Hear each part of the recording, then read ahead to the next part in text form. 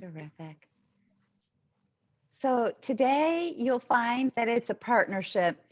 We're really looking forward to working with each one of you as we learn about your own experiences on this topic. And Emmanuel Tech Lab will guide us through the evidence and how we can be thinking about best practices from research around these topics as well. Thank you, Emmanuel, for really leading this discussion.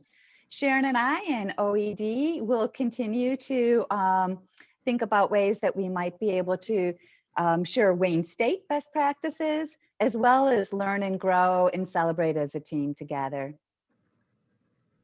I think everybody knows this. We don't need to do official and formal introductions. I'm looking at Emmanuel and Sharon's face right now. But if you'd like to say any words at all, feel free to chime right in.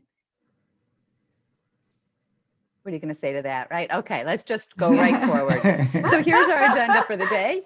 We may not take the whole time. That's the good news. And the even better news is you're going to walk away with insights and inspiration from one another, because we're going to jump right into some group discussion around virtual celebrations, recognition, building community and building culture. We'll debrief it. And we'll be thinking about how the research supports the experiences that you've had over this past year. We'll take a break, and then we'll jump into an ongoing discussion about best practices, as well as what we've seen at Wayne State. We did do a remote work survey last May. It seems like forever ago right now with this pandemic. Everything feels like it's in dog years. So I feel like it's 12 months times 7. But last year at this time, we asked people to share what they've seen work really well and nominate people for best practices. So we have the fortunate position to be in that there's 3 people in our group here who were nominated for best practice around this topic. We'll hear from them and begin to think about how we can take these experiences that we're hearing from others around this topic and find a good fit for us as we think about celebrating and building culture inside our hybrid teams. Sharon will wind us down with our own group celebration and learnings as we really get some closure on this entire series. So when you walk away, we just hope you're inspired by learning from each one of you about ways to recognize and celebrate each other in your hybrid team, as well as build the culture intentionally that you strive for. We'll be sharing best practices and we'll be recognizing each other. So let me go ahead and move it right over to Emmanuel, who's going to begin our thinking on this topic. Thank you, Dawn. Okay, you gave me the control. Okay, good. So let me see. Yeah, okay. Well, today I learned something from Dawn, how to control, even if she, and control her monitor, and I'm able to change the slides here by myself, which is really cool. Thank you, everybody. Today is celebration time. But when we say celebration time, we want to also learn from each other what really worked in the last year and what did not work. So to kind of get us started, what we would like to do is we'd like to put you into different groups into different breakout rooms. And we want you to reflect on 2 things. As you think about the last year, since we moved to this hybrid structure, what did really work well for you and what did not work for you? These are kind of like the key questions that we want you to reflect and share your thoughts, and someone from each room will share with the bigger group. And then we'll talk about those together. Sharon is going to help me to put you all into different rooms, into different breakout rooms. So Sharon, yes. If you are ready. All right, I'm going to open up the rooms, and if for some reason you need some help, you can always return to the main room. We will be here. And if you don't get assigned, let us know. You may also have to accept the invitation. So here we go. Might take just a second.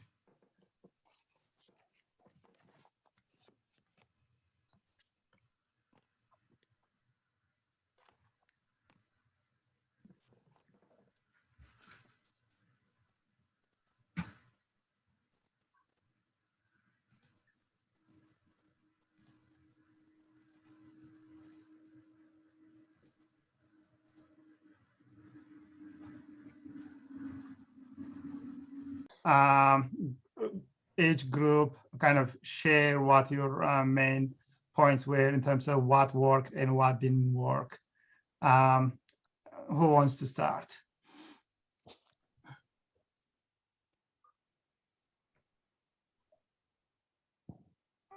Anyone? Did you want the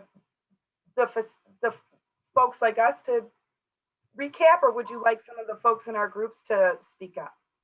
If somebody can, or one person can kind of share the group's main points, that would be great. Okay, well, I can talk about what we covered in group one. We had some interesting ideas. I think a lot of the things that have been working for this group have been keeping in touch weekly meetings, but also maybe setting some time aside, like a lunch hour fun break where you're not talking about work, you're doing something specific. Like sometimes they would have, one time they did a board game, one time they did a meditation, a group meditation, another time they're actually, Yolanda, if you don't mind me sharing this, they're going to meet for lunch today to do the hustle. And so just some fun things like that. And then some ideas about coming back. I liked Yolanda's idea about coming back and having a team celebration, like, hey, we've been through something, let's acknowledge that and let's celebrate that, we've got something behind us, more ahead of us, but let's acknowledge where we're at. And then some ideas about door dropping and just also sharing pictures and talking about events. So taking those meetings and booking those conversations with the groups and just talking about things going on personally in their lives to sort of know what's going on, right? And take work out of the equation in the conversation for a little while. And then I really like some of the ideas the managers had about individual efforts to keep people motivated, like stopping at their house and dropping off supplies with a gift card in it, or like Tanisha was saying, a gift basket that was specific to that person and something she knew would make that person feel really good, and it did. So just ideas like that about what kinds of things were going really well. That's wonderful. Thank you, Cindy. Those are really great things that were happening. How about other rooms? How about other rooms? Yeah, I'll certainly let anyone from my group, share any specifics if they like. But in addition to what Cindy said, I heard some of those themes in our discussion as well. In addition, what I heard that I really liked was they prioritize like the acknowledgement and the recognition and celebration of people during meetings. They added to agendas. And so I thought that was really helpful because it shows, how important it is, that they work it into just the regular workday and acknowledging and recognizing their people. And so, they talked about some other things very much like what Cindy explained. And so certainly if anyone would like to share, they can do that. Thank you, Yvonne. Anyone who wants to add from Yvonne's group, if anyone wants to share more, feel free to do so.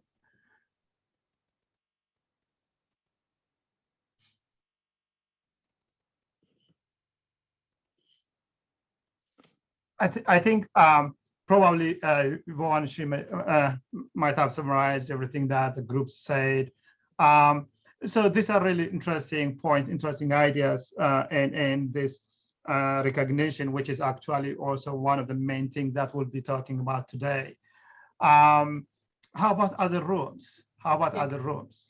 Yes, I'll share. And like Yvonne, I encourage my team to share. They had some excellent ideas in terms of some innovative, creative, and very effective things they did during this time. It was a pretty good year for most of the team members. As you know, they were forced to implement and continue working as opposed to having a plan ahead of time. It just kind of happened. And in one area, they had to implement electronic processes. And it was not necessarily face-to-face in terms of what they had to do. And as you know, different individuals react differently to different kinds of communications. There were some challenges there. The training took a little longer than normal, but they were able to implement things extremely well. Things stayed on track. They kept their normal meeting schedules in some cases, in some groups, and they used all the team functions because one of the team members pointed out that when we first went remote, we didn't have the university Zoom and they were using personal accounts. And the maximum you could see was like 4 individuals on the screen. And so the introverted individuals spoke up more. It was more difficult to get the extroverted people to employees to get involved.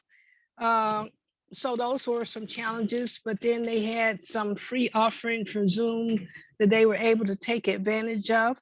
Another thing that worked well was having a plan and implementing that plan to help staff members move into the remote environment. In some cases, they revised the format of staff meetings to engage employees in other things to increase the engagement. One group had some individuals that were high, well, a couple team members had new employees during that period of time, and they had onboarding checklists. Is one of the things that worked very well for everyone. And in one case of a new hire, they had training for the new employee, but they also included experienced employees in the training so that that would assist the new employee with learning, and they wouldn't feel that they're the only person that didn't know. It was very helpful for the seasoned employees as well, and they were assigned mentors. So they had a lot of great things that they did. They had a happy hour on Friday, touch base meetings just to keep the communications going. And so those all worked very well for the group. So if someone else want to add something, they had a lot of great things.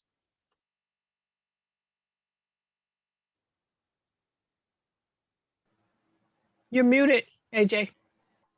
Thank you, Mildred. That was really, really great, and lots of ideas, lots of activities that have been done. Anyone wants to add to Mildred's point? Anyone? Well, I was just going to share that I'm working design and construction services, so we're always, got to get done, and just making sure that we did slow down enough to just check in socially, and make sure we took that half hour every other week. And we had staff meetings in the in-between weeks, so we were meeting every week, but making sure that you did some more socializing, so that people could feel like they weren't totally isolated. That was a big step for us because we're so used to just getting our work done. That's wonderful. That's wonderful, Fran. Thank you so much for sharing, Fran. So you see, when we have something kind of like a challenge, we always rise up to it. We create our own kind of means to reflect on it and be ready for it and do whatever it takes to do what is expected of us.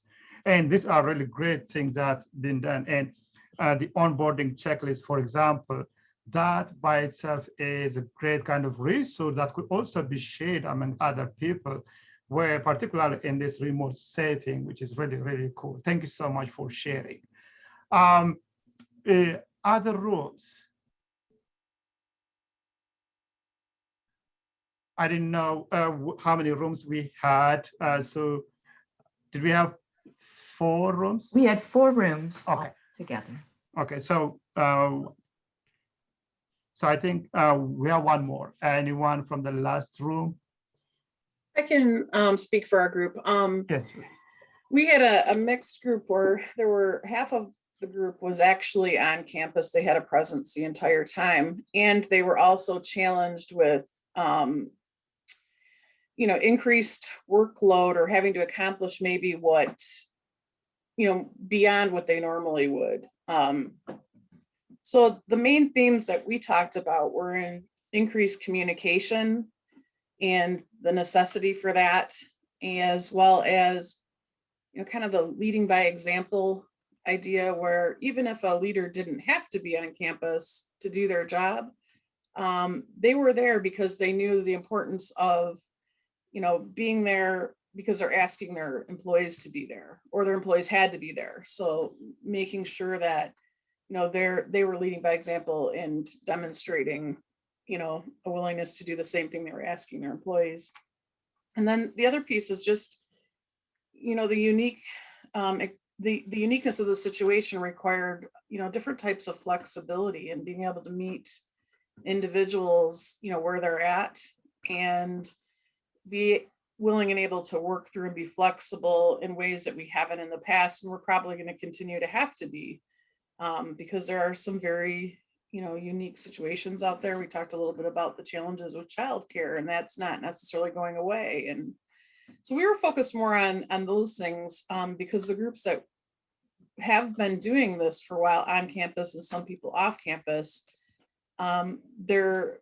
their challenges and workloads were extraordinary during the time because there was extra things added into it, and challenges added in. So it was just being able to accomplish the tasks that were at hand. And I guess that was one thing that some of the feedback we had was, decisions being made by individuals who weren't boots on the ground.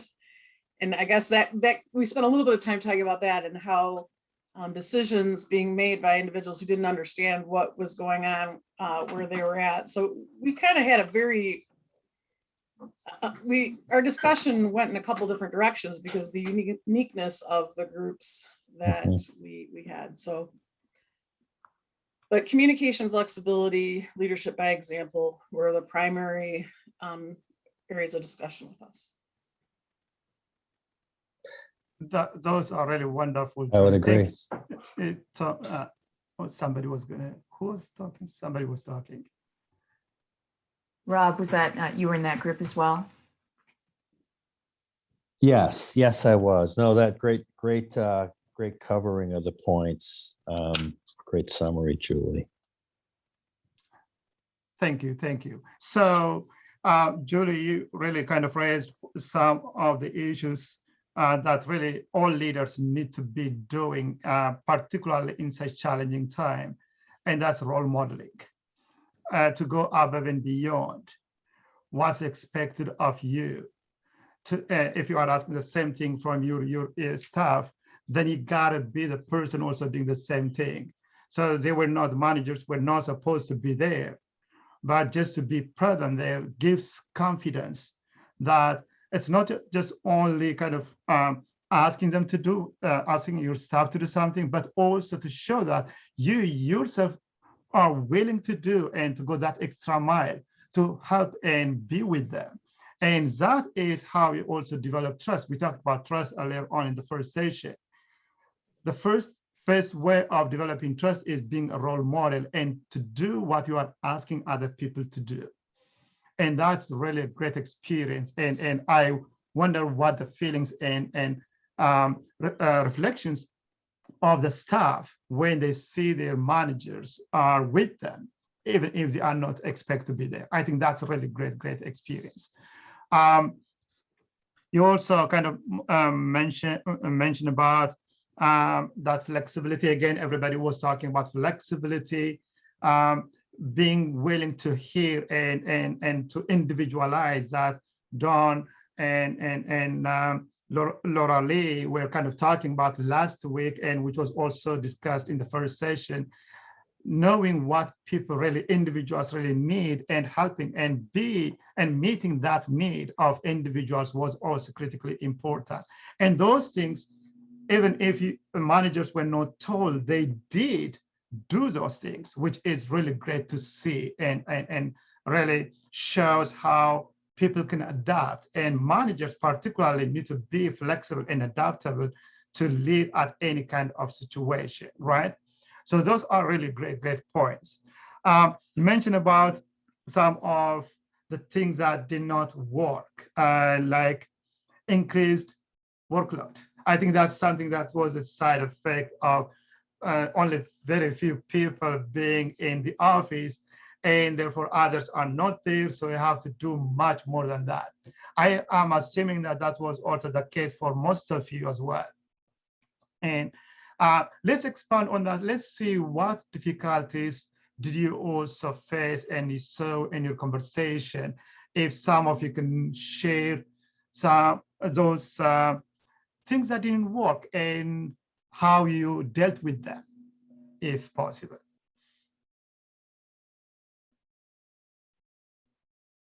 Now, I'm going back to the group again, kind of to tell us what did not work.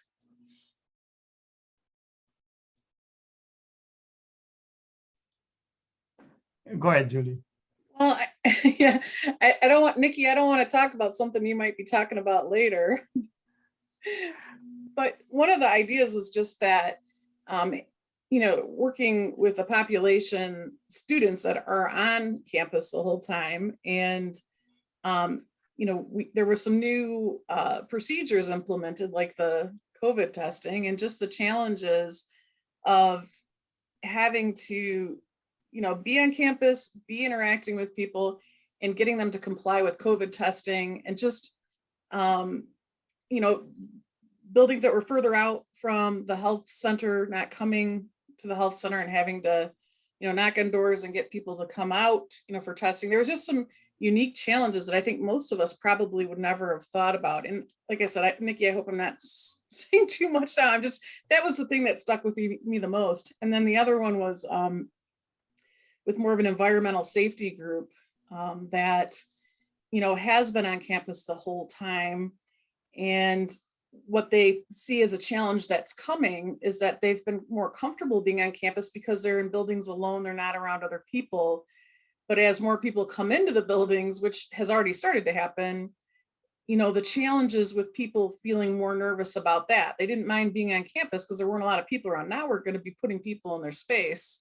So we've got the people coming into campus that are, you know, maybe a little bit more nervous or cautious. And then you've got the people that have been there all along who are like, wait, I don't like the feel of all these people around. So that was a challenge that's new. It's not a challenge they've had, but it's going to be a new one.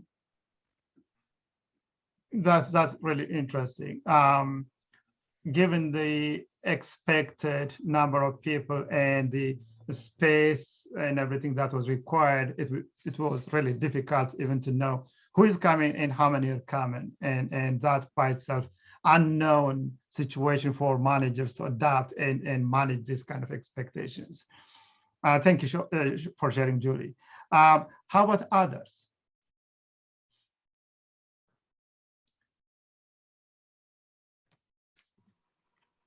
So Emmanuel, there was one thing that kind of popped out for me as I was listening to Julie that came up in our team, and that is that one of our team members is new. He was hired when we were still in the pandemic, and so he, you know, is coming to campus for the first time and getting to know the environment and the people for the first time.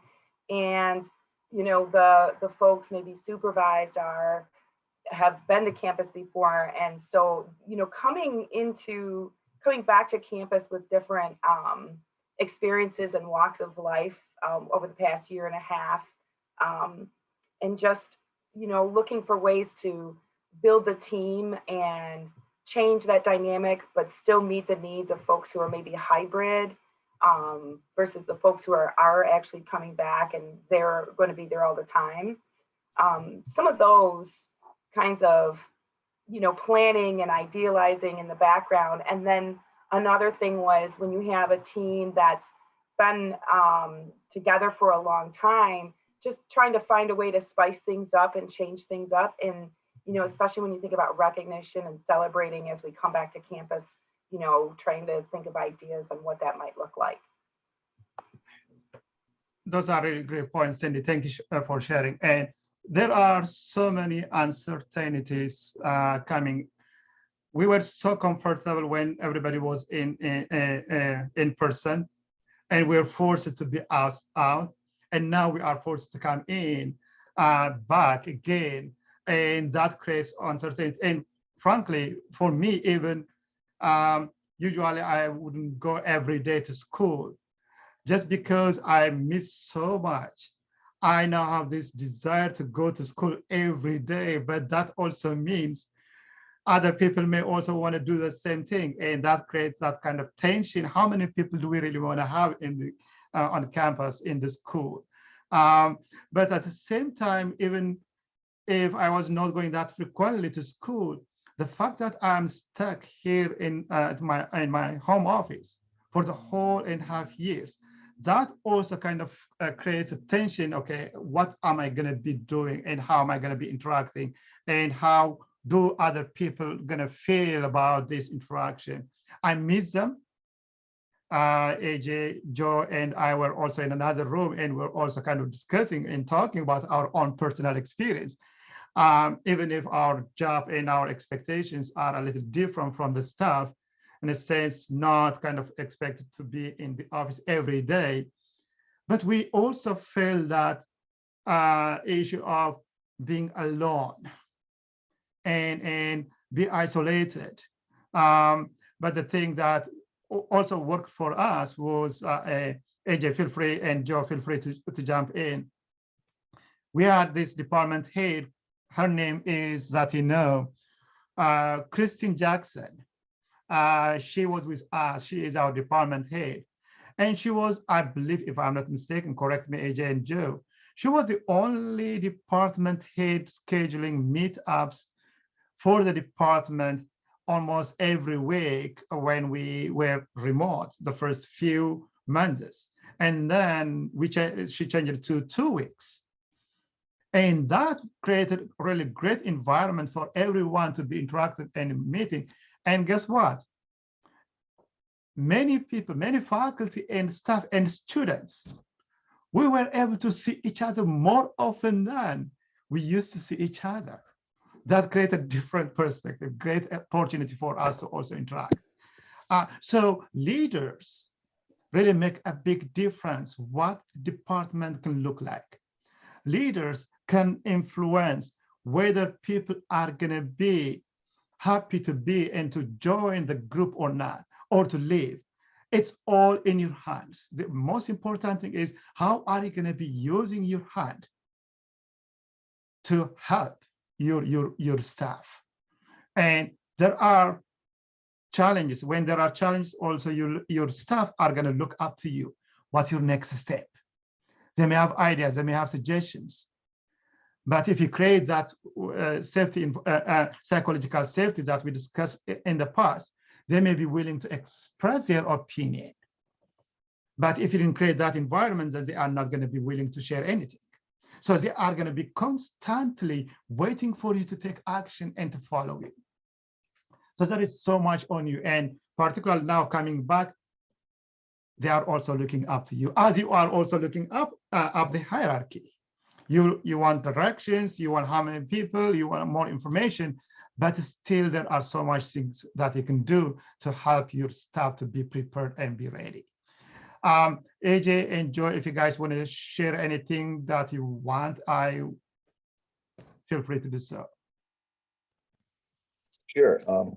So I just want to add a little bit more context to what Emmanuel was saying. So I joined Wayne State in the midst of the pandemic, so I've never set foot in my office or in the building so far. And everybody, like all of you, are my new colleagues, and I haven't physically been on campus, but I think Christine has been a phenomenal leader by organizing either informal meetings, and then Emmanuel has been an amazing mentor as well. So we were put on research projects together, and I got to meet and talk to folks in the biweekly meetings that Christine organizes. It was not just the full-time faculty, it was the adjunct faculty too.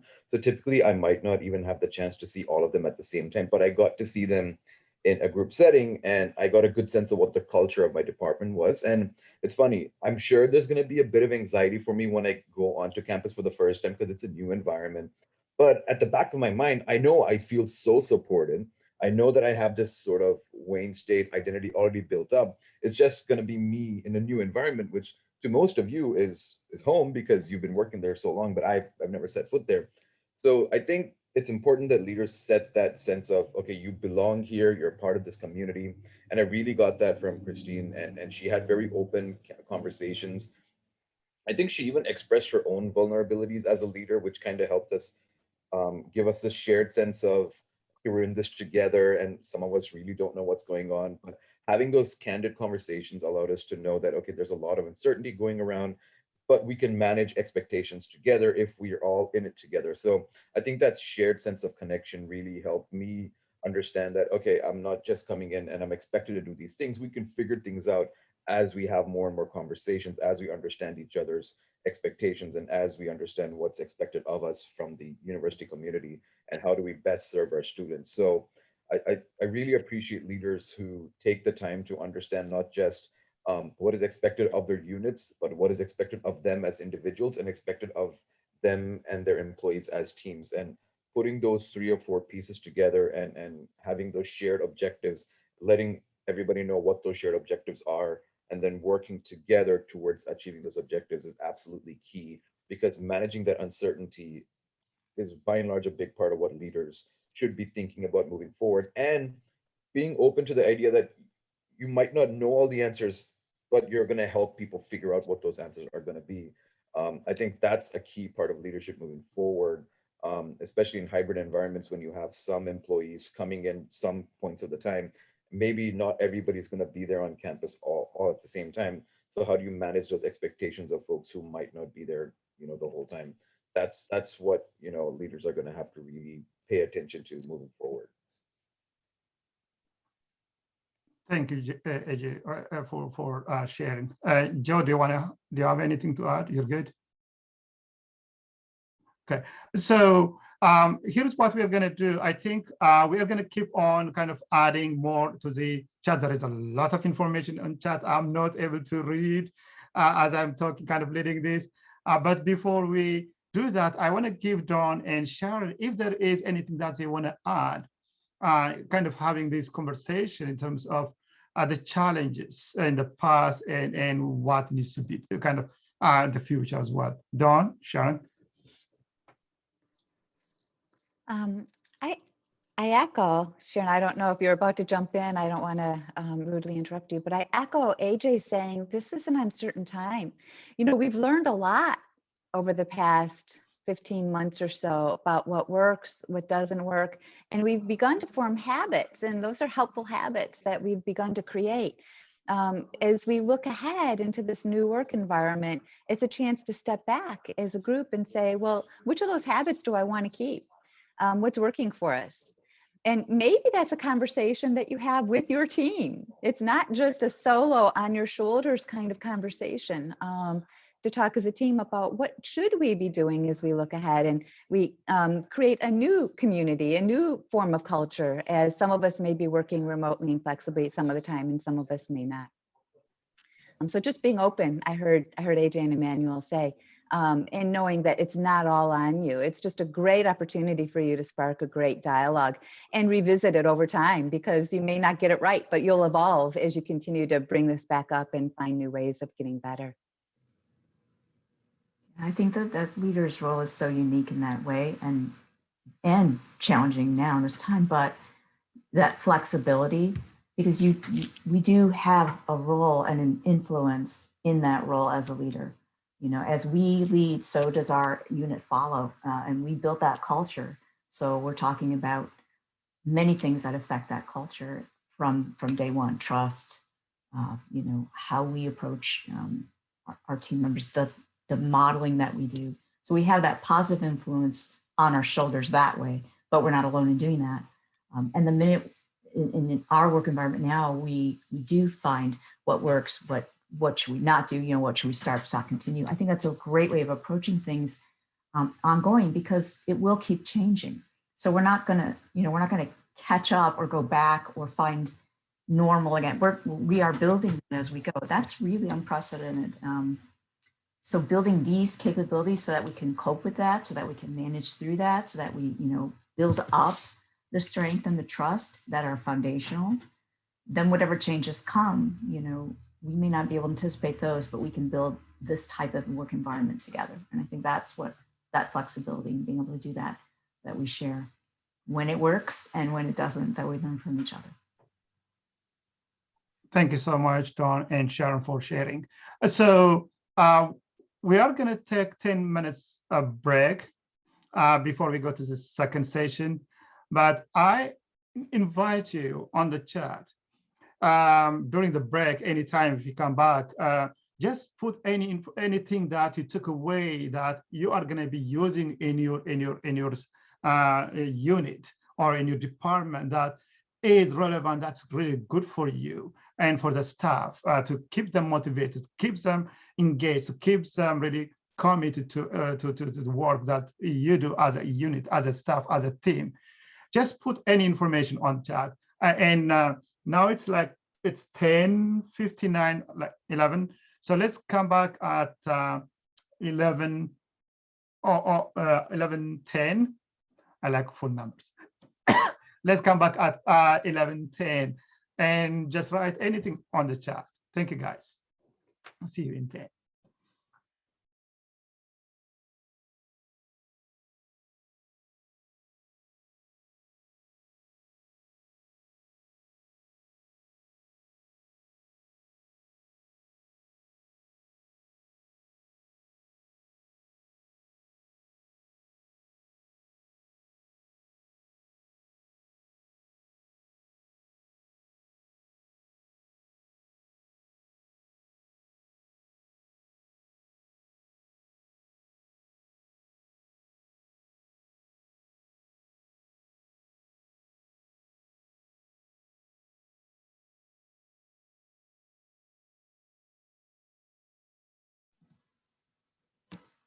Emmanuel, I don't know if we're still recording. You need to be pausing the recording now. Is that in your ballpark or is it Dawn's? Oh, you're on mute. Session. Oh, thank you. Very good. And the next section, what we are going to be doing is talk about some best practices in terms of celebrating staff, individuals and teams. And I want to start with this quote from Forbes. A recognition-rich culture starts at the top.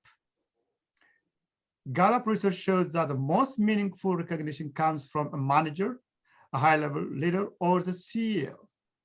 So what it is telling us as managers is when we as managers recognize individuals in our team, that has significant value and meaning to our staff.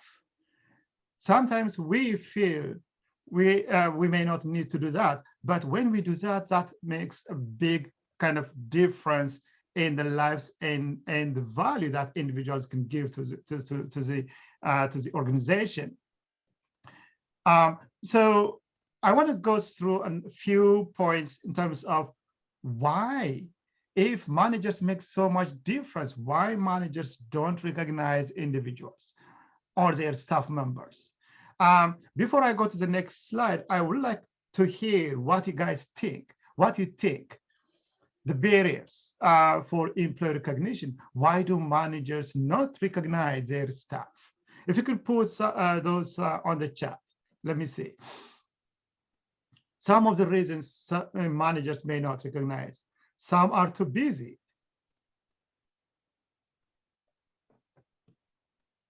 Thank you, Linda. Some believe that no news is good news. Lack of funds, resources. Some leaders may believe they don't have the resources or the funds to do anything for their staff. No one recognizes them. Oh, that's a very good point, Yolanda. And the thing is, recognition is a culture. If others recognize us, then we also tend to recognize other people. taking stuff for granted. Absolutely, absolutely. That's a very good point, Lamar. But we should not, right?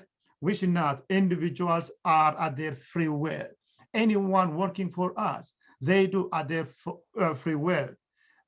And we want to just get not only what that minimum expectations, but we want to get above and beyond that minimum expectation. And if we want to do that, then we have to do something else. We have to encourage we have to recognize our staff if we are going to get that extra mile from our staff. Concerned if they complement some behavior. Okay, I missed that one. Complete some behaviors, they can't correct other behaviors. So this also requires us to think about what are the behaviors that we really want to recognize, which I'm going to come to that later on. I'm missing some in the top. Their personal preference or recognition might be different than that of their team members. Very good point. Again, knowing what individuals want, that individualization we've been kind of talking about, that also comes to play here. Employees who are out of sight are out of mind, particularly on online remote work, right? Thank you, AJ, for that. That was, if we don't see individuals, we forget to recognize others. Some people don't want recognition or to have a light on them.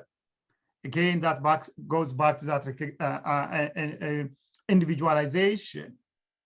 Not sure what forms of recognition would be the right fit among a diverse team. Again, Cindy, yes. You have many individuals, you have many groups in your team. So which one is appropriate for that individual? Thank you also, Rach, about the come from different countries, different cultures. Again, that also takes you to the idea of what leaders need to know about their staff. Having a better understanding of their staff can help also resolve those. So here are some of the reasons that from Forbes that we see as kind of like the reasons, 3 main reasons. One is already kind of mentioned. Not able to control. I think I wait. Okay. Yes. The first one is feeling too busy. I think that was the first response that we saw. And why are we too busy? Why are managers too busy? Or are we really thinking that we are too busy to say thank you? Or is that it's going to take so much time of us to say thank you? So that's really something that we want to reflect on. Believing that recognition is just stroking employees' ego. Well, as an employee, if I am recognized, I feel appreciated. And I also recognize my students because they are with whom I have direct contact with, right? And when I do that, they know that they are they are valued. Recognition by definition is showing you the value of those individuals in your team. It's not about ego. It's not about ego. Thinking employee recognition has to be complicated. Some of them also think that to do any kind of recognition program, you have to think so much to bring into fruition. And recognition doesn't have to be so complicated. Recognition can be as simple as it gets. It's all about the mentality that we want to create in our team. So here are 16 entrepreneurs who provide a kind of response to this question. They're from the Forbes Human Resource Council, and each of them were asked ways to recognize their teams. And here are their response. I'm not going to go all the 16 items. I'm going to kind of mention one or a few of them. So the first point was raised by make the commitment to recognize individuals consistently at every time. Make it a habit. Making a habit can actually make a difference in terms of whether this is going to be becoming a culture or a one-time thing. And it gotta also be genuine. Unless otherwise I say thank you from the bottom of my heart, it means nothing to the recipient.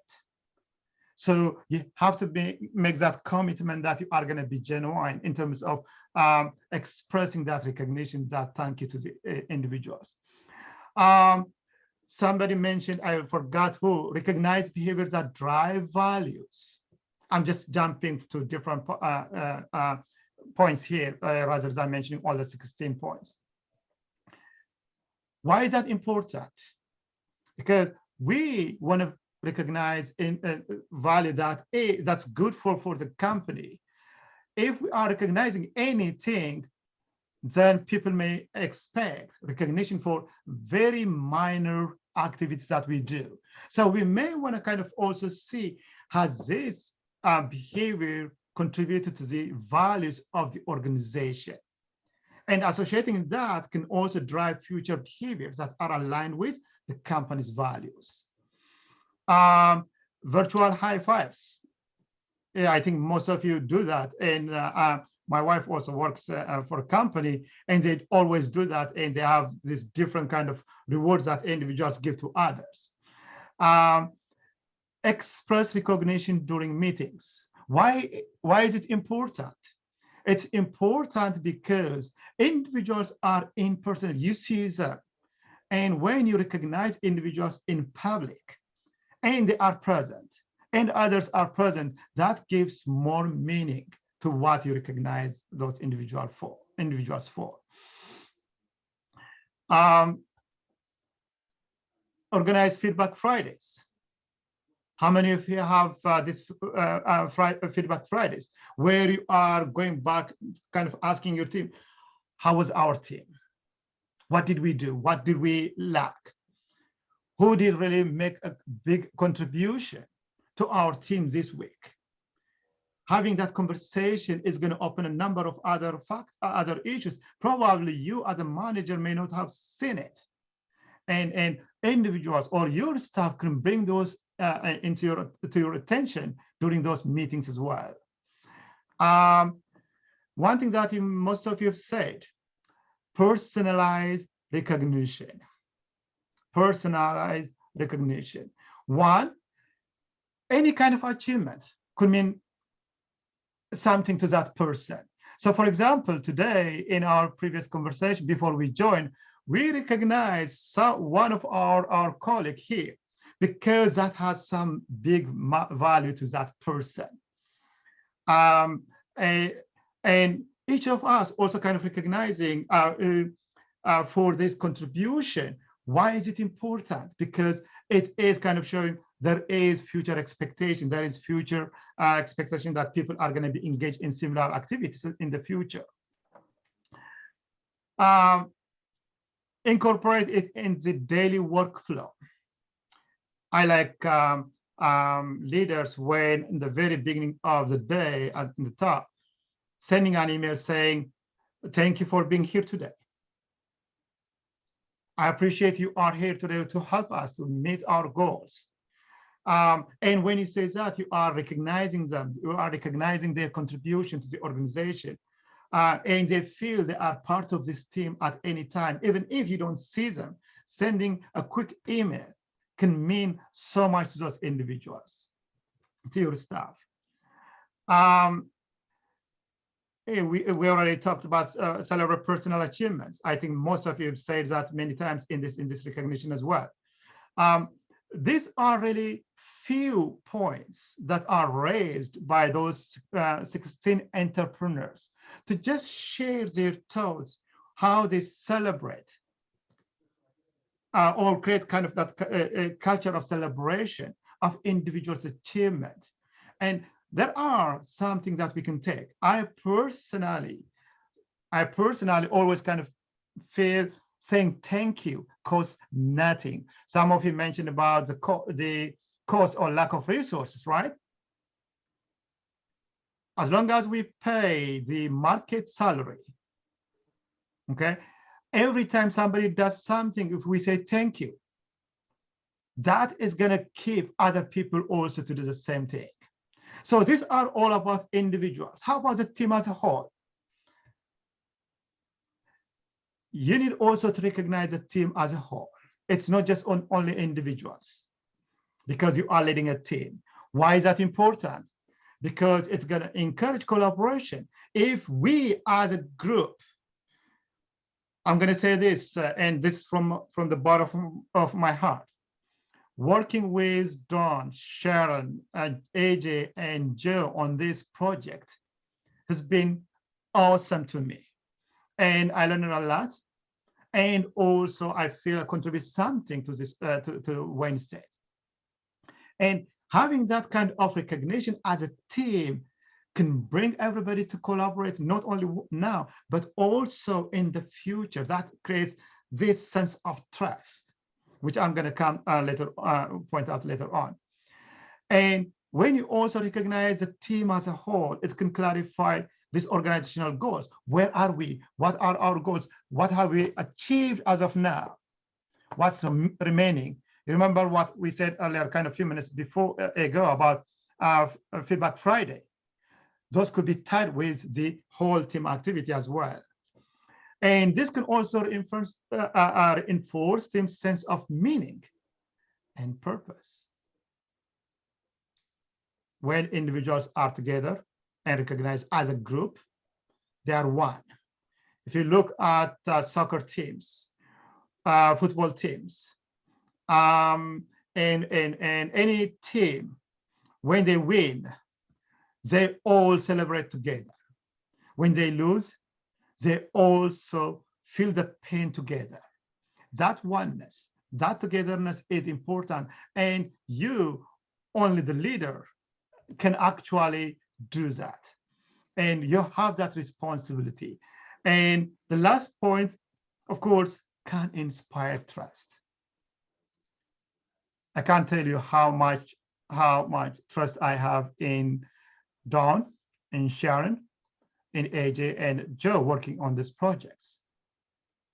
Because it is a collaborative work. It is a belief that we can actually make a difference. And I know you all have your own staff feeling the same way, because you are leading them to something. You are leading them to achieve the unit's goals and objectives.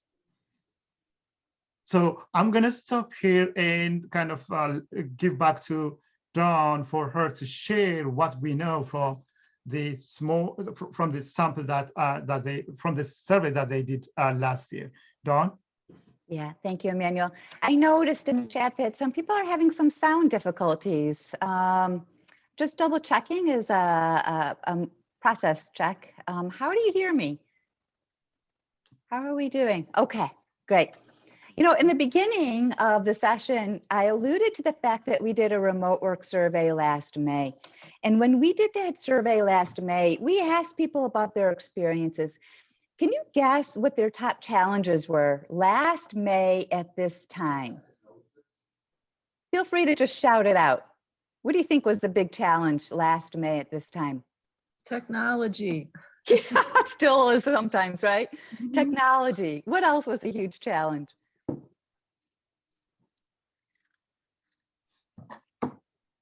I'll give you a hint. It was balancing time.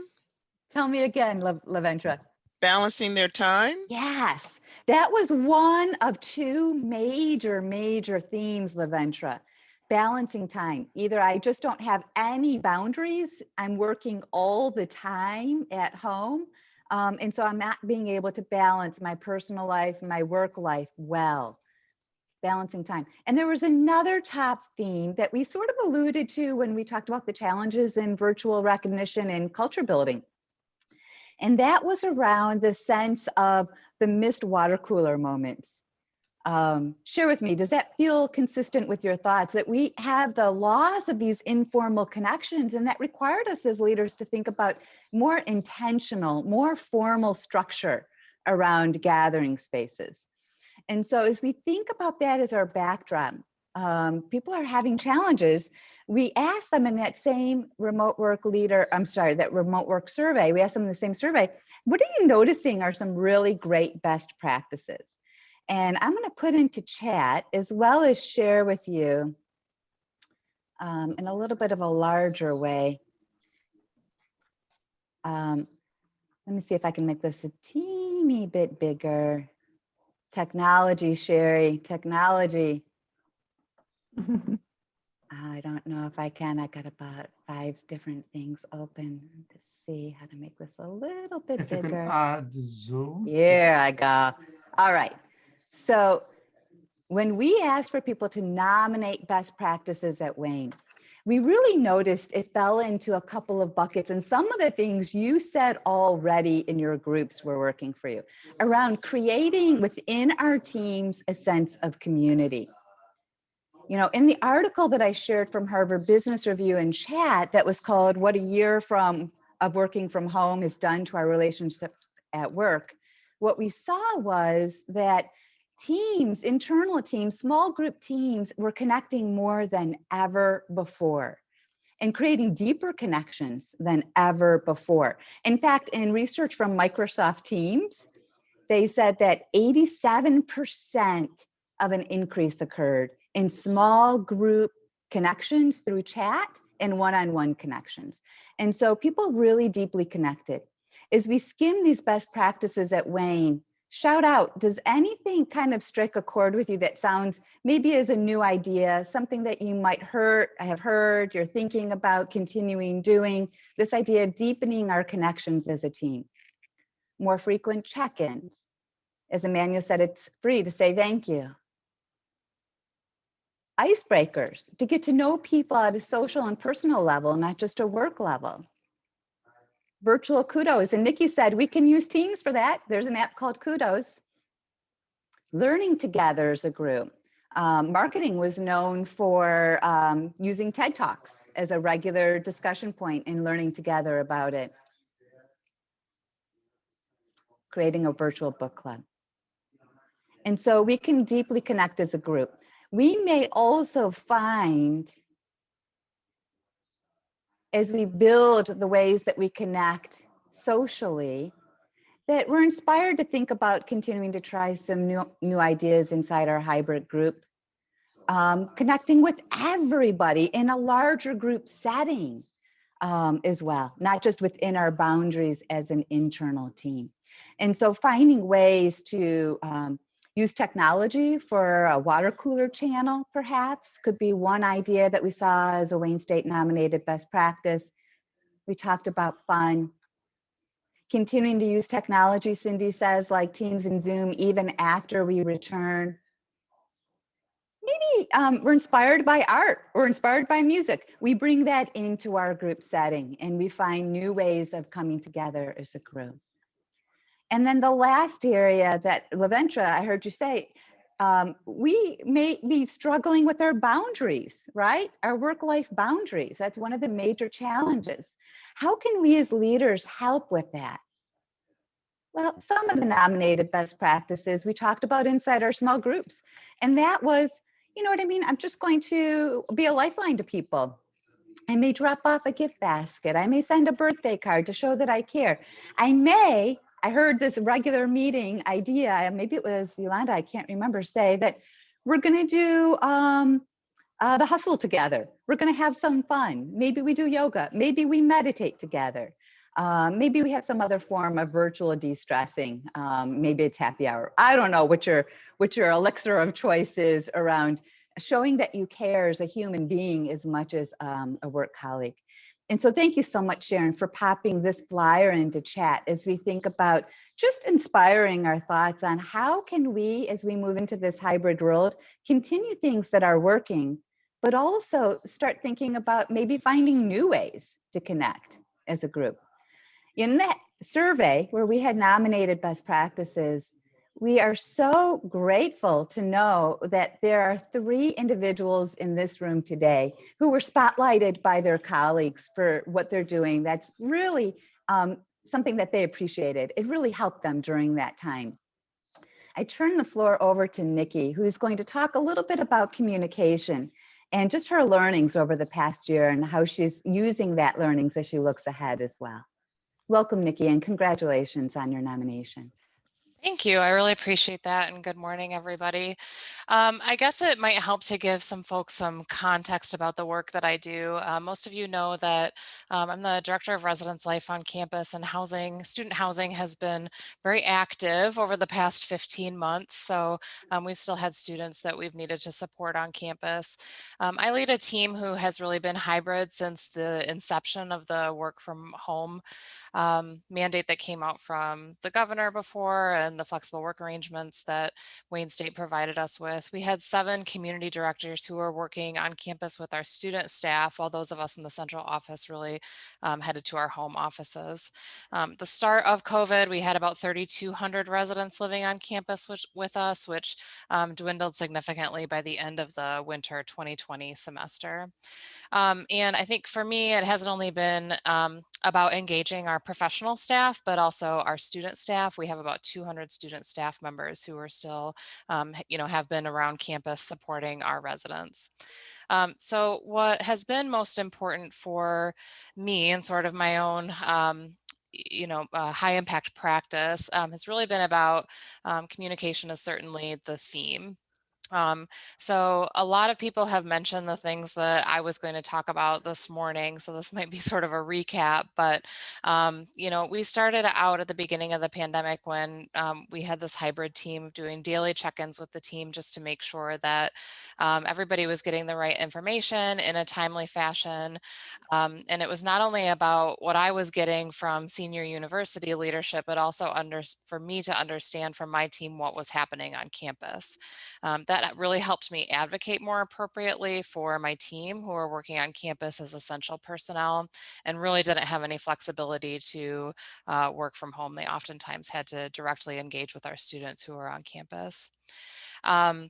And other people talked about this in the small groups, but it isn't always just about the day-to-day or the COVID response that we're doing and will likely continue to do for some time.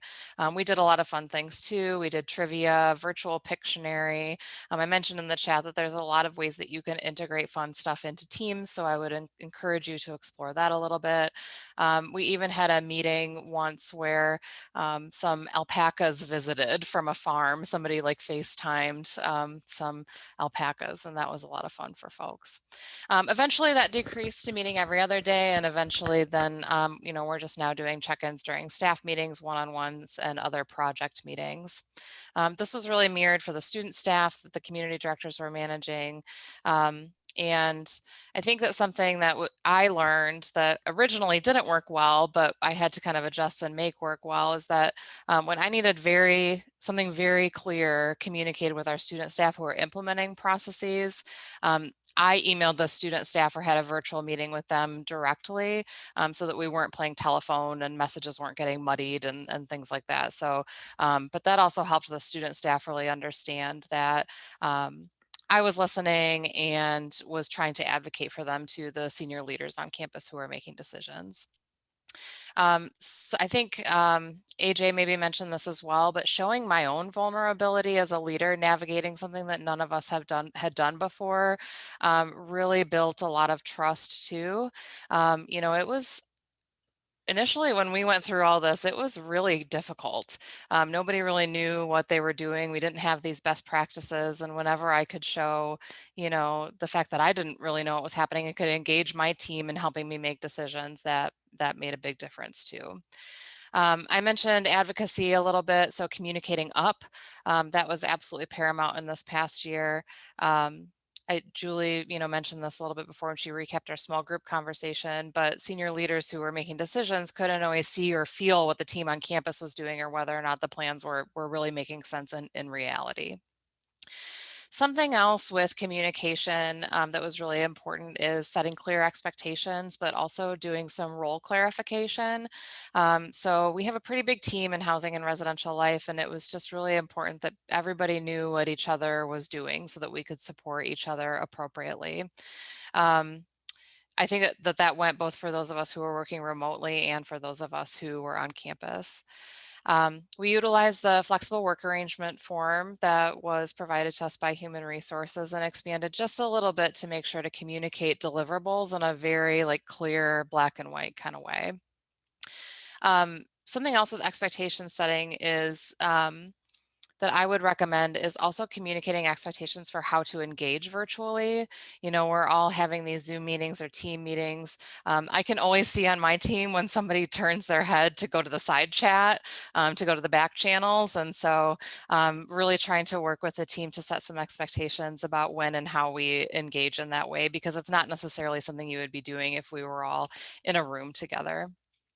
The supervisors that I supervise were also checking in one-on-one daily with their teams just to see how they were doing, you know, emotionally through all of this, recognizing that there was still life outside of work that people were trying to navigate, that their families were healthy, etc. In general, for expectations and role clarification, we also had to facilitate a really flat organization, which worked well for us. Dawn mentioned before making decisions together. And in my experience, that has really gotten staff either more or differently involved and invested in the betterment of the department. For sure, one of our biggest challenges was feigning visibility. And that, you know, we really had to both be on campus and be interacting with folks, but also we did a lot of open office hours where people could drop by and ask questions or share concerns. Had a lot of group chats going either through Teams or GroupMe, and that really helped.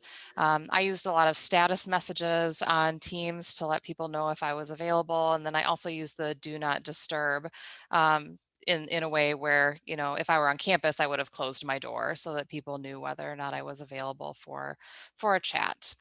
I also visited quite often, seeking out people that were working on campus so that I could have some visibility. Emmanuel mentioned that that really develops trust, and certainly that worked well for us as well. So I'm not sure how to take all of this moving forward. I think that we'll all have to figure that out together as this cohort. But I feel like we've gotten a little bit of practice. So if I could just succinctly give some best practices. First of all, there's never too much communication. People will let you know when you're communicating too much. I really encourage practicing understanding with staff, using your voice with higher up decision makers at the university. Continue to really value and make a point to engage in in-person relationship building when possible, excuse me. And if I also might add, just be patient with yourself too. AJ mentioned this and I said in the chat, you know, I've worked at Wayne State longer now in the pandemic than not in the pandemic. So I can't, you know, expect myself to be 100% perfect all the time either. So definitely be patient with yourself too. But thanks so much for this little bit of time. Thank you so much, Nikki. I love that you're thinking about how we are connectors, you know, with those above, those our peers as well.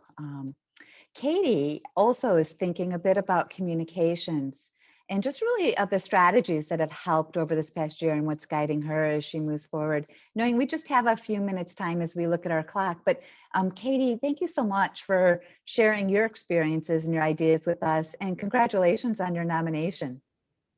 Thank you. Thanks so much. It is really great that I went after Nikki because, like Nikki, the Student Center team has been on campus since last year. And so we've been a blended team for a little while now. And so I think that what I'd like to focus a little bit on, based on what Nikki has shared, is some of the emotion side of coming back to campus and navigating that, because I think that there's been some great conversation already about vulnerabilities and understanding where people are, and that's something that definitely came into play with our team. I think that our team is around 10 people, and we've identified that they all have very different styles as it relates to how they manage stress, how they feel about the pandemic, honestly, in terms of what risks they're willing to take or not willing to take throughout this whole process. And then also they all have very unique family situations. And so you all might have similar teams that are very diverse.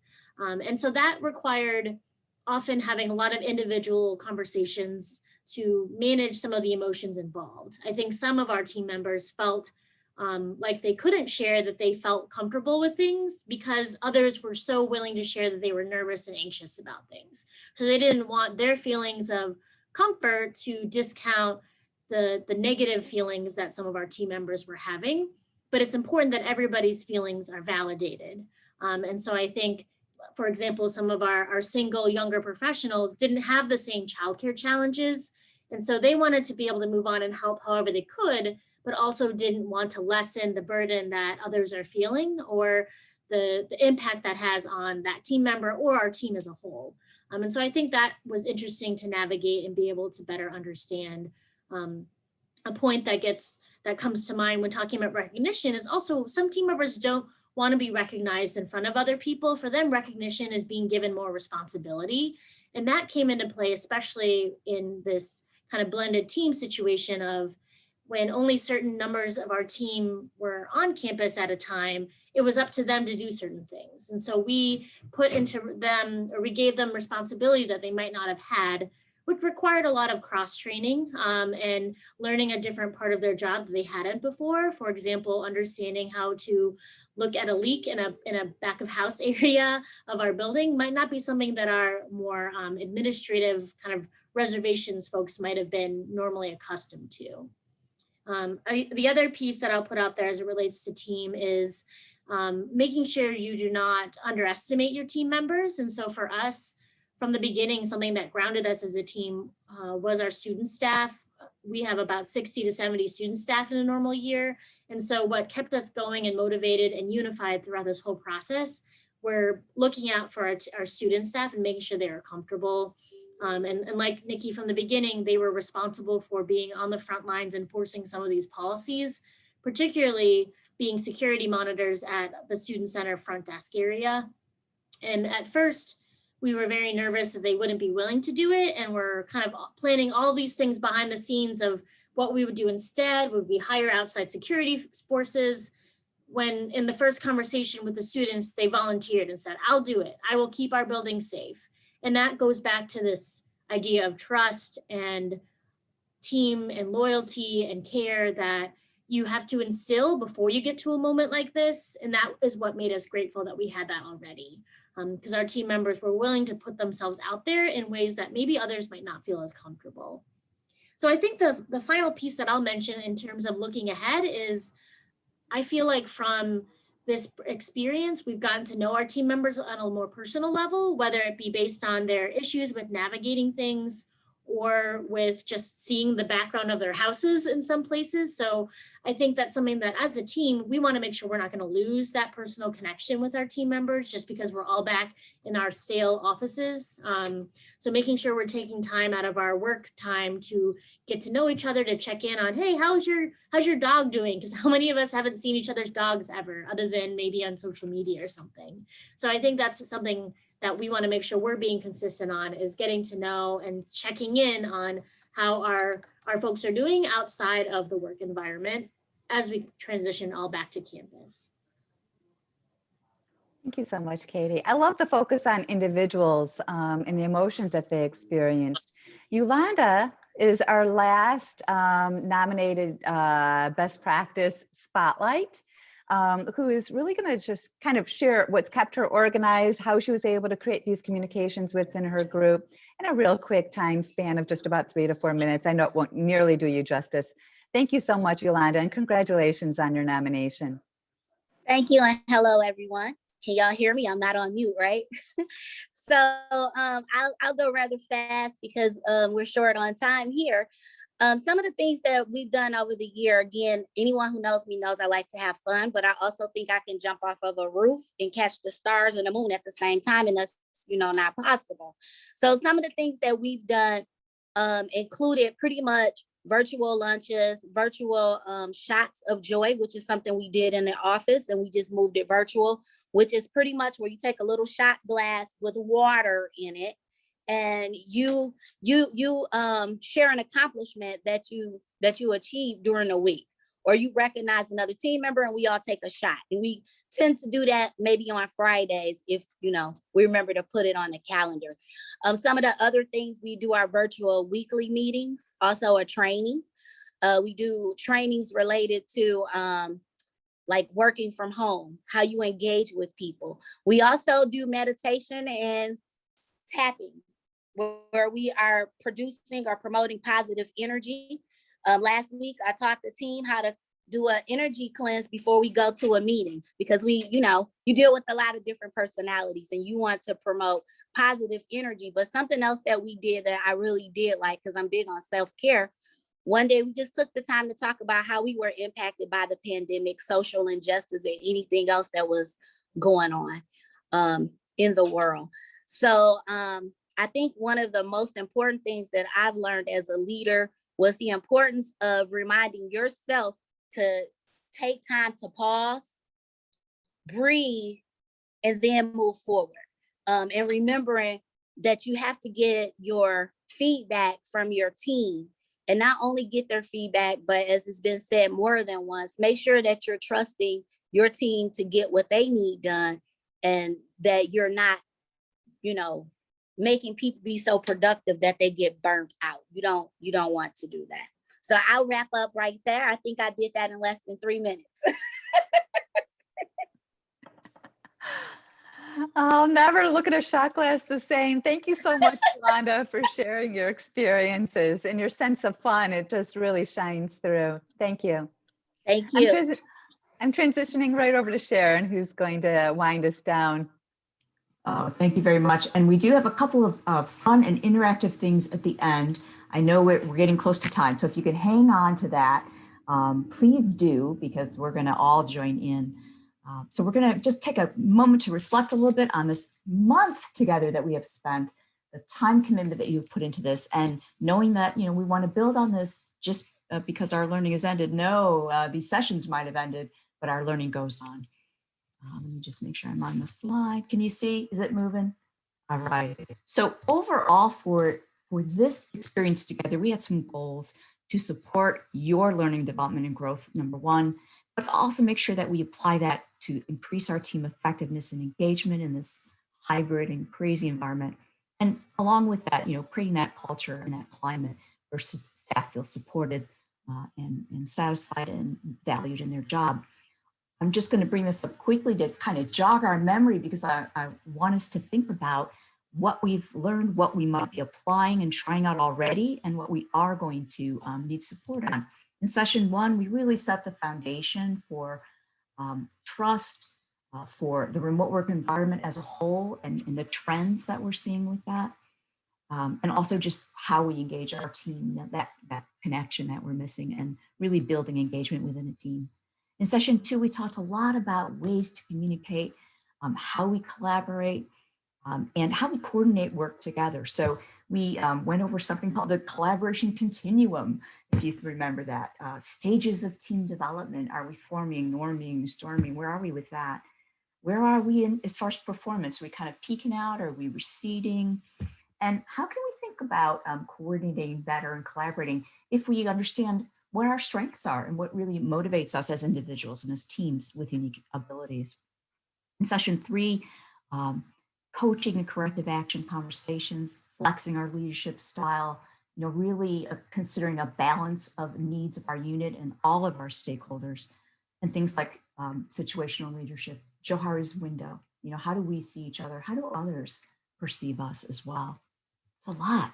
In this session, of course, thinking about recognition and celebrating, as well as the culture and climate that we're creating together. So, wow, that is really a lot of things to think about, to share, and to continue to learn and use. We will also be checking in, after the session, and think about ways that we can, again, apply the learning and the support that you're going to need. Now, for a moment, just in chat, we're not going to call this out together, but if you could think about those past weeks we've spent together, and maybe share one thing, one key takeaway that you are bringing away from our time together, from the learning we've done, from the experiences in this cohort group, and the other folks who have greatly contributed to the content and the learning and our sessions together. Just take your time, share in chat, and we can do this as we go out for the rest of the session. So thinking about the past. Also, one thing I'd like to do as we're doing that is actually think about something you've tried from one of the sessions. maybe something that, you know, or you're going to implement and it worked, what happened? And if there's one that's not so much, and I'm actually going to call out and thank Levantra for volunteering with me to talk about something that she's taking away or going to apply coming up, and that is from the Unique Abilities tool. Levantra, can I ask you to kind of step in and thank you again for doing so on the spot? Absolutely. One of the things that during our breakout session a few weeks ago, when this tool was introduced, there was another person in our group who mentioned that they were going to use the My Unique Abilities document to talk about services going forward as a team.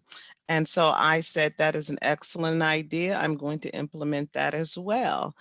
So in addition to the handbook that we received from HR about the return to campus, really looking at from a team perspective, how we can implement this, what drains us, what are we doing well, and going through the different modes and looking at that. So that's definitely one tool I would use.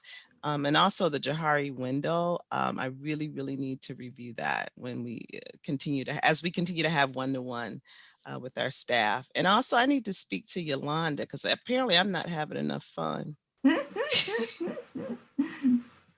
So that's such, first of all, thank you for that. And also just a great way of remembering that we have this great cohort. You know, we have a lot of people who are going through what you're going through. I'm learning from that and willing to share. And one theme I heard a lot in our discussion and in the chat was that willingness to be vulnerable, to share, you know, what we're experiencing, whether it's good, bad, other, and how we're learning from it. So we know that we learn as much from things that, you know, kind of don't work out or may not have gone as we expected, or maybe even have a different unintended but great, you know, result or outcome. So this group is core to that as we go forward, and maybe even to others as we share this with other leaders going forward. So I'm going to keep moving on for the sake of time, but remind you in that spirit that now that our learning sessions are over, we're still going to keep going on and use that. So you have this cohort, you have your team to get information from and share with, your supervisor, and opportunities to participate in ongoing assessments that may be conducted. And then what do you do with that? Well, you've made some plans. You've used some of the action planning tools that we've incorporated. You're taking action and thinking about what happened because of it, and then adjusting. So while we have a plan, it's flexible. And we know, we know that we need to be flexible, as we talked about, as things change. So just pausing and remembering to take that breath and adjust is all part of being an effective leader and part of being vulnerable and sharing that with others, this group, your leader, and so forth. And at the end of the day, we're doing all that why to achieve something that we'd like to see happen, a positive outcome. And that positive outcome could be simply that our team feels valued and respected, and we lay those foundational items of trust, inclusiveness, just listening to others. Those go a long way, and they set the foundation for that team relationship. Being open to that loop, it's kind of a continuous loop, this little infinity. We get feedback, we get coaching, we try something, we learn, we go again. Now, one thing as we're thinking about applying our learning and other ways that we continue on from today is this thing we've heard about, maybe it's called the 70-20-10 rule. You'll see this in research, but I happen to cite this because of Center for Creative Leadership also mentions it specifically, but there's many other organizations and research that shows this is actually how we learn. We learn by experience, and it might not be surprising. We learn about doing on the job. So 70% of how we learn best acquiring new skills and knowledge is actually because we're taking on a challenge, we're actually doing the work, we have an assignment, a task, and so forth. We learn by doing. And more, we're also learning in this 20% gray area from each other. We learn by interacting, we learn by this cohort group, learning communities, coaching, networking, mentoring others. So that is a huge piece of how we learn as well. And then, believe it or not, only 10% of how we learn something is in a formal structured class like this, or training program, a tutorial, seminar, something like that. But together, if we think about what works best for us and the opportunities we have, we might be able to push out our thinking about how we will continue to learn and grow and ways to reach out and opportunities to reach out with other people. Now that 10%, it means it's a small percentage possibly, but it also is very supportive. It's an amplifier and boosts the other things that we do, of course. So it's not to say that these formal learning methods are not important or not effective, but it is a perspective to think about as we go forward in ways that we can help ourselves and support others in their learning. So kind of wrapping up that, we know that we've learned a lot in this pilot. You have been our pilot group.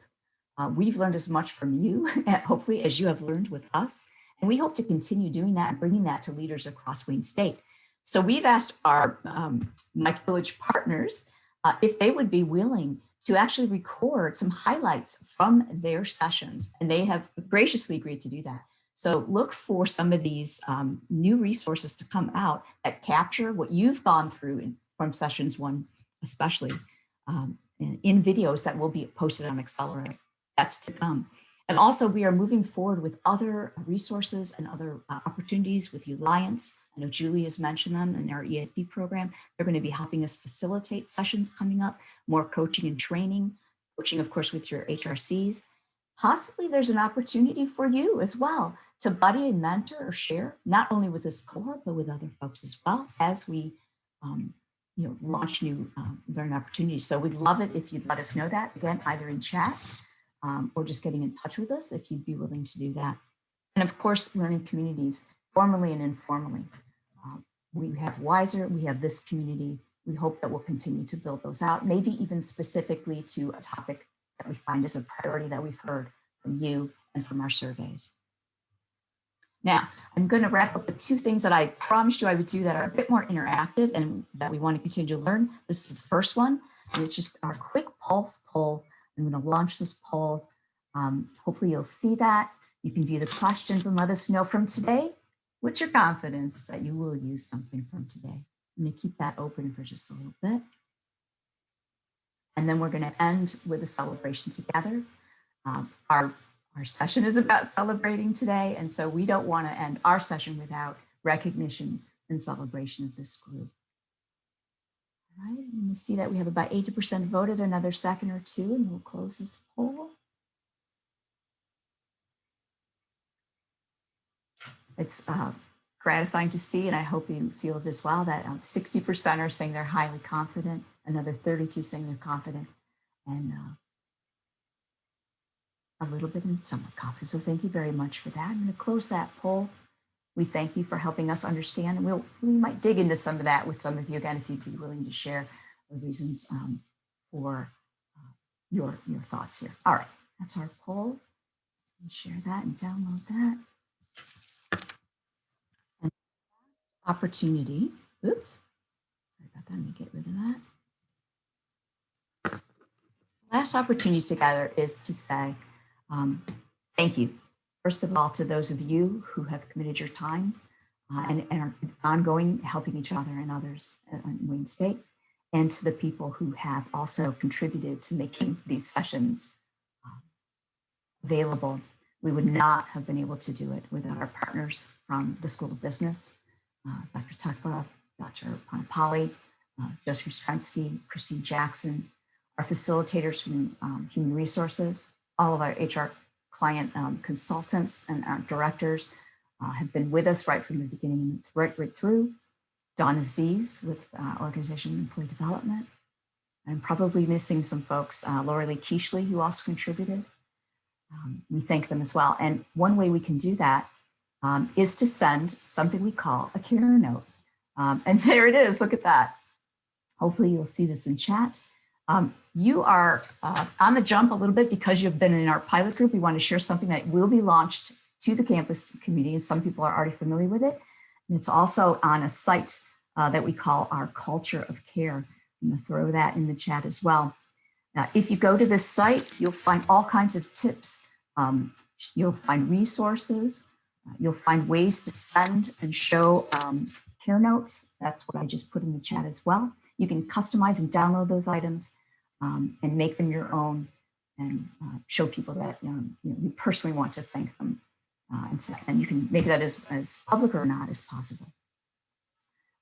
Now, in this slide, hopefully you will see some balloons, again, to say we're celebrating.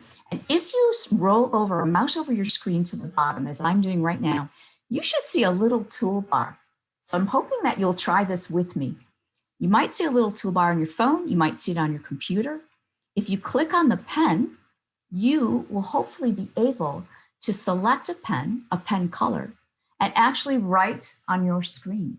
So if you would like to put your initials on the screen, you can do that. Whoops, let me bring this back. With a pen, you can write your initials. Oh, you guys, this is what technology is offering. Hopefully it will help and work for us. Next slide. See if I can do it again. Oh my goodness, there we go. I'm starting to see some things. So this is a way to sort of create an interactive, fun, spirited whiteboard, if you will, where people can actually annotate and write and see what we're doing. And I see some folks doing it. Nick, Yolanda, thank you so much. We can put our initials on there. I'm going to try to go back to the slide. I don't know why it's not doing it, but as we know, we take a risk to try things. But everybody, please feel free to find that little pen, hover over the bottom, write your initials. You can put a little, some of you might see a little heart or stamps, little symbols. You can actually put little stamps onto it. You could write a little message if you're able to write small. Some of us have touch screens, we can write smaller. Some of us have a mouse. There you go. I see Julie's put a heart there. Yes, view options, then annotate. There we go. Thanks, Katie. So this is something you can call up in Teams. There's whiteboards and annotation, and in Zoom, you can do this. Now, I chose to do it at the end because guess what? If you don't say so, people might not know it, but we really all have the ability to do this at any time. So if you choose to do this, just make sure it's at a time where you either want to keep what's there or you have to get rid of it, or you will see that writing, say, on a subsequent slide. All right. So just know I'm going to capture the screen when we're all done, and as we go out, and we'll have it available for everybody after. Does anybody, we're at 5 after, I know, so we'll make sure we close up. If you want to stay on and write, if you need to go ahead and go. If anyone wants to say anything in chat or just as a thank you and a wrap up, we'll take those as well. But we'll say thank you so much, and we'll look forward to continuing on and checking in with you. And for those of you who might want to participate in some way, let us know in chat. Thank you, everyone, for a great month together.